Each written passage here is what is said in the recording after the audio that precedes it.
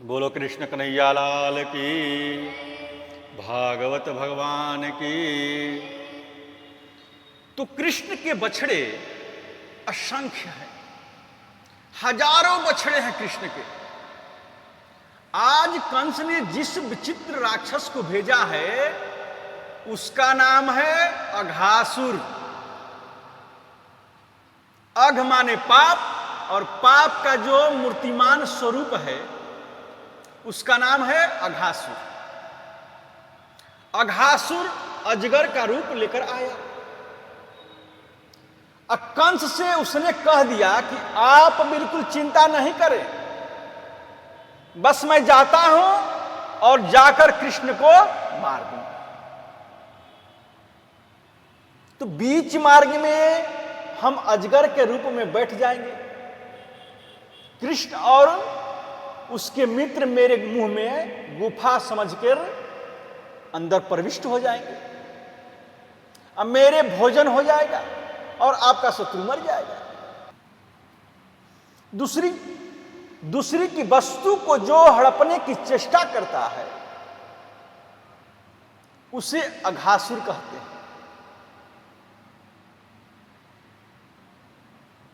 ये बात बिल्कुल सत्य है। दूसरे की संपत्ति के बिना किसी परिश्रम के स्वयं लेना चाहे, वही अघासुर का स्वरूप है। अघासुर ने 1.5-2 किलोमीटर का लंबा अजगर का विष बना लिया, विशाल काय, और जीव को एकदम जमीन के स्थापित कर दिया और मुंह खोल दिया। ऐसे ऊपर का तलवा आकाश में स्थापित किया। अब बलराम जी के संग तो बड़े बड़े सखा जाते हैं, कृष्ण के संग छोटे छोटे। तो आज कृष्ण की उम्र है तकरीबन 4.5 वर्ष की। अब जब मंडली के अध्यक्ष ही 4.5 वर्ष के हैं तो सखा कितने बड़े होंगे? तकरीबन उसी उम्र के सखा हैं। तो वृंदावन पहली बार आए हैं, कोई 10-20 महीने तो वृंदावन आए हुए नहीं है, इसलिए वृंदावन के बारे में ज्यादा जानकारी नहीं है। तो छोटे छोटे सखाओं के साथ आज बछड़े चराने श्री कृष्ण थोड़ी दूर निकल गए। निर्मल मन जन सो मोहि पावा, मोहि कपट छल छिद्र न भावा। परमात्मा कहते हैं कि तुम मन को निर्मल करो, तुम्हारा अंतःकरण यदि निर्मल हो जाए तो मैं तुम्हें तुरंत मिलूंगा। ऐसा भगवान बोलते हैं, ऐसा कहते हैं। ब्रजवासियों के पास में कोई ज्ञान का भंडार है ऐसा कहा नहीं जा सकता। ब्रजवासी कोई बहुत बड़े योगी हैं ऐसा कहा नहीं जा सकता। ब्रजवासियों के पास कोई बहुत बड़ी संपत्ति है ऐसा नहीं कहा जा सकता। लेकिन एक ही बात है कि गोविंद हमारा है, ये इनके मन में विश्वास है। ये इनके मन में विश्वास है कि गोपाल हमारा है। यही विश्वास जीवन का सबसे बड़ा सहारा है। निर्मल हृदय है, छोटे छोटे सखा है, आगे चल रहे हैं, पीछे पीछे बछड़ों के कृष्ण आ रहे हैं। दूर से सखाओं ने अघासुर के मुख को देखा। अघासुर के मुख को देखकर सब आपस में चर्चा करने लगे। एक शाखा बोलियो, क्यों भैया, ये सामने बड़ा चीज है, देखो इसका भोलापन, और ये भोलापन ही तो उनका कृष्ण को अच्छा लगता है। एक ने कही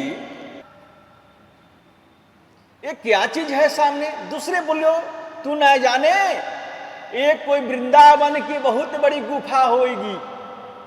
तीसरे बोलियो, तू सही कहे भैया, हमने दादी से कहानी में सुनी है कि गुफा में बड़े बड़े संत लोग वास करते हैं। एक सखा बोलियो, होगी सो देखी जाएगी, चलो संतन का दर्शन कराएं। अघासुर श्वास रोक पड़ा है, जीभ को जमीन पर लगा दिया है। नन्हे नन्हे सखाओं ने अघासुर के मुख में प्रवेश किया और जैसे ही उसके जीभ पर पैर रखा, एक सखा बोले कि भैया गुफा तो बड़ी बढ़िया है, पर यामे जी गुदगुदो गुदगुदो कहाँ है? तो चौथा बोला कि भैयो क्या बोलियो कि तू ना जाने जो बढ़िया गुफा हो ना वहां में ऐसे ही गद्दा बिछे रहियो। अच्छा बोलो हाँ, और अंदर प्रवेश किया। सांप का मुंह अंदर से लाल होता है। एक बोलियो भैया ये तो गुफा लाल रंग का क्यों है? तीसरे बोलियो तू ना जाने जो बढ़िया गुफा होता है ना लाल रंग का ही होता है। और अंदर गए। अजगर सर्प के मुंह के अंदर बड़े बड़े दांत दिखाई दिए। एक सखा प्रश्न करता है और दूसरा अपनी बुद्धि से जवाब देता है। जब बड़े बड़े उसके दांतों को देखा तो एक ने बोला कि भैया ये गुफा तो चोखी है, पर यहां में ये सफेद सफेद चीज क्या है?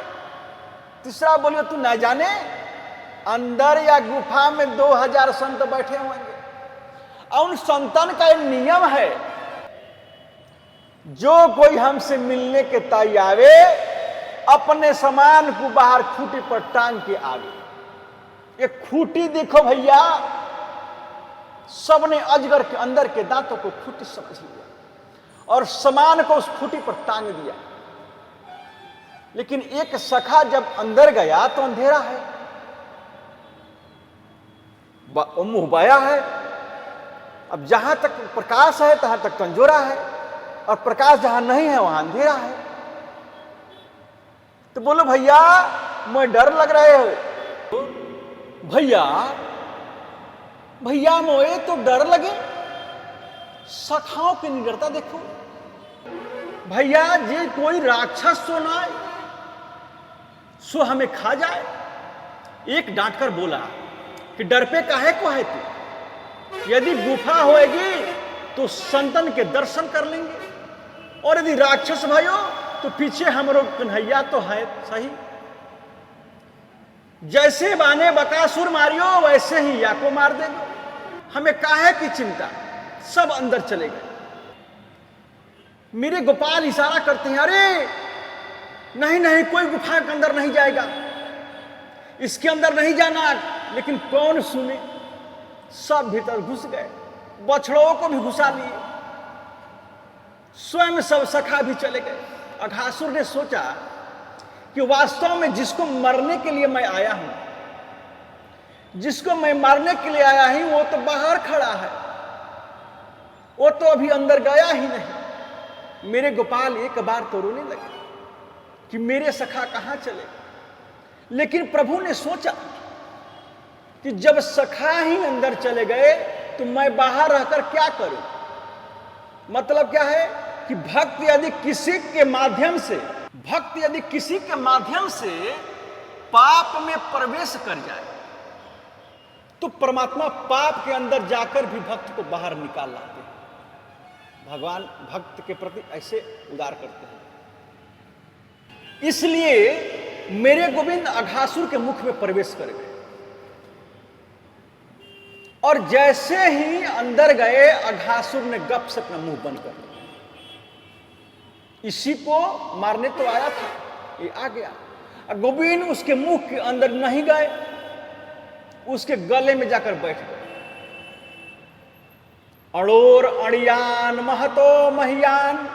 भगवान चींटी जितना बनना जानते हैं तो पहाड़ जैसा बनना भी तो उनको आता है। मेरे गोविंद ने अपने शरीर को फुलाना प्रारंभ किया। सज्जनों, गले में बैठकर ऐसा फुलाया शरीर को कि अघासुर का प्राण अवरुद्ध हो गया, मस्तिष्क फट गया, प्राण निकल गया। अघासुर को आज मेरे प्रभु ने मार दिया।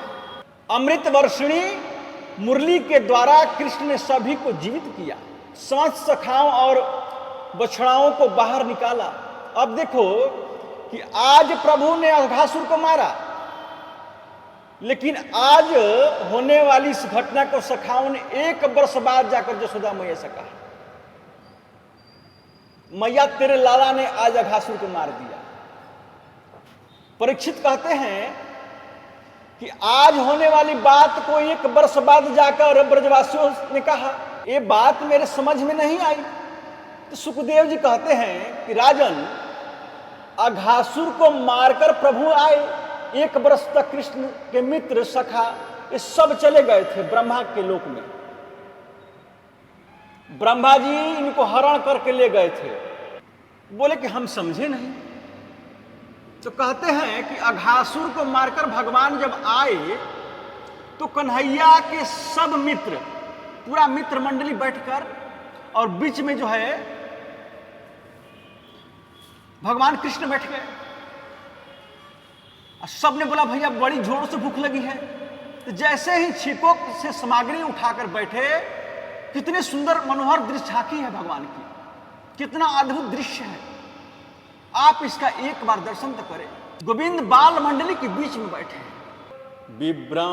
वेणुम जठर पटयो श्रृंगवेत्रे चकक्षे वामे पाणो मसृण कवलम तत्फलान्यंगुलीषु तिष्ठन् मध्ये स्वपरिहृदो हासयन्नर्मभिः स्वैः स्वर्गे लोके मिशति बुभुजे यक्ष भूक बाल केली। बीच में बैठे हैं कन्हैया और चारों तरफ बैठे हैं हजारों की संख्या में सखा, कृष्ण को खिला रहे हैं अपने अपने घर का भोजन। एक सखा बोलियो, लाला देख मैं घर से दाल भात बनवा कर लाए हूं, नेक पायो। एक बोले लाला मेरे घर के पकौड़े तो देख कितनी सुंदर है। एक सखा ने कही कि मेरे घर की बेझड़ की रोटी पाए कर देख कितनी बढ़िया है। लेकिन कृष्ण की मंडली के बीच में सबसे गरीब यदि कोई सखा है, सखा सबसे गरीब यदि कोई सखा है तो उसका नाम है मधुमंगल। बहुत गरीब है। आपको मधुमंगल का परिचय कराऊं। पूर्णमासी पुरहितानी का बेटा है। घर में इतनी गरीबी है कि सवेरे खाए तो शाम के लिए कुछ नहीं रहता है।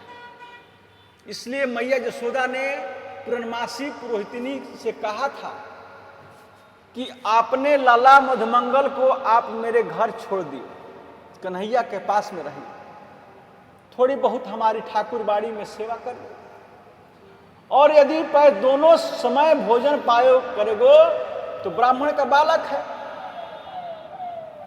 तो आज ग्वाल मंडली के बीच में मधुमंगल बैठा है और सभी सखा अपने अपने घर का भोजन करा रहे हैं कृष्ण को। सभी सखा अपने अपने घर का भोजन करा रहे हैं श्री कृष्ण को। मधुमंगल की आंखें सजल हो गई कि मेरे घर में तो इतनी गरीबी है कि मैं जब स्वयं कृष्ण के घर का भोजन करता हूं तो क्या करूं। कौन सी चीज है जिसे अपनी कहकर कन्हैया को खिलाऊं। की माता दिन भर भजन करती है, शाम को टिकड़ बनाती है, नमक डालकर भगवान को भोग लगाकर पा लेती है। आज मधुमंगल ने सोचा कि मेरे घर भी यदि भोजन बनता तो मैं भी अपने घर के भोजन को लाला को ताई लाते। लेकिन मेरे गोविंद तो अंतर्यामी है, सब जानते हैं। आप सच्चे मन से हृदय से सोचो कि गोविंद आपको पूर्ण जरूर करेगा।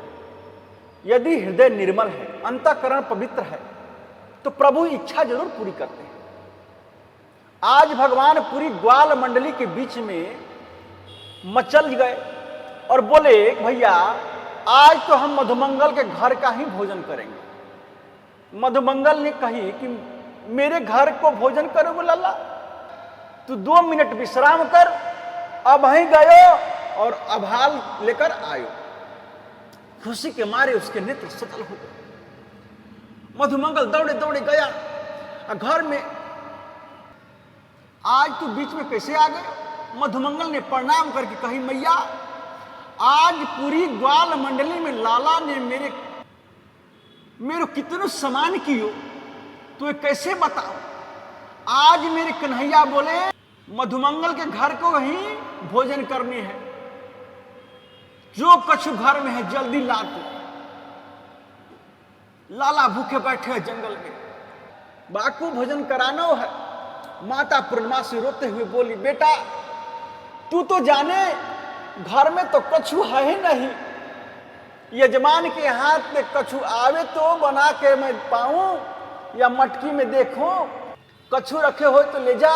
मधुमंगल ने जैसे ही मटकी को खोलकर देखा, उसमें 3 दिन की खट्टी कढ़ी रखी थी। बेचारे ने कढ़ी को सूंघकर देखा तो मन भी खट्टा हो गया, लेकिन लाला के पास में तो लेकर जानी ही है, आज मांगियो है कन्हैया। मधुमंगल कढ़ी की मटकी को लेकर जा रहे हैं। ग्वाल मंडली के मंद गोपाल बैठे हैं, चारों तरफ सैकड़ों सखा बैठे हैं। मधुमंगल एक झाड़ी के पीछे जाकर खड़ा हो गया और अपने मन में सोचने लगे कि मेरे लाला मीठो माखन खायो, मीठी मिश्री पायो, सुंदर भोग लगायो। अरे मेरे कितने बड़े दुर्भाग्य कि कन्हैया ने पहली बार घर की भोजन मांगी और मैं लाला को ताई खट्टी कढ़ी लेकर आई। एक कढ़ी में लाला को तो ना खिला सकती। फिर मधुमंगल ने सोची कि कन्हैया ने तो मांगी है घर की भोजन, फिर सोचो क्या कढ़ी की मटकी को फेंक दो? यदि फेंकूंगा तो आवाज होगी, लाला कहेगा तूने फेंकी क्यों? और यदि मैं मटकी को छिपा कर रख दूं तो कन्हैया बड़े चतुर है, झाड़ी के बीच से मटकी को ढूंढ लेंगे और जरूर कढ़ी पी जाएगी। लेकिन लाला को मैं खट्टी कढ़ी ना खिलाऊं, चाव फेंकूं तो मुश्किल और छुपा के रखूं तो मुश्किल। एक काम करूं या कढ़ी को मैं ही पी जाऊं। मधुमंगल ने अपनी मुख मटकी में लगाई और गटक से गटक कढ़ी पी गए। जल्दी जल्दी पियो, देखते भी जाओ, मुंह को कोई देख तो ना पाए। और जल्दी जल्दी पीने से आधी कढ़ी पेट में गई और आधी मुंह पर फैल गई। सब सखा बोले, लाला देखियो ये कहां है रह गए हो भैया, देखियो ये कहां है। कन्हैया बोले, जी तो मधुमंगल है, कहीं खाए रहे हो? दौड़े दौड़े सब गए, भूत जैसा बेचारे के मुंह बन गए। तुम हमारे लिए कढ़ी लेकर आयो तो बाकू स्वयं क्यों पी गए? मधुमंगल ने कही कि लाला मैंने सोची मेरे गोविंद बड़ी कोमल है, सुंदर खीर खावे, मिश्री खावे, खट्टी कढ़ी कैसे खिला, या लिखे लाला याकू मैं ही पी जाए, याकू मैं ही पी गई। कन्हैया बोले, लेकिन हमारी तो प्रतिज्ञा है कि हमें आज तुम्हारे ही घर का भोजन करना।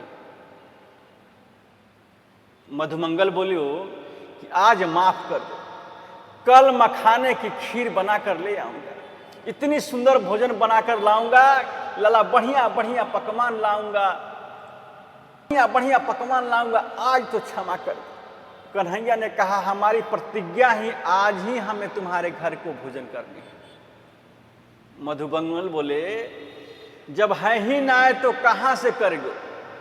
गोविंद बोले, मेरे लिए तो बहुत है। कन्हैया ने अपनी जीभ निकाली और मधुमंगल का मुंह चटना शुरू कर दिया। सब ब्रजवासियों के नेत्र सजल हो गए, गोविंद को अंक से भर लिया।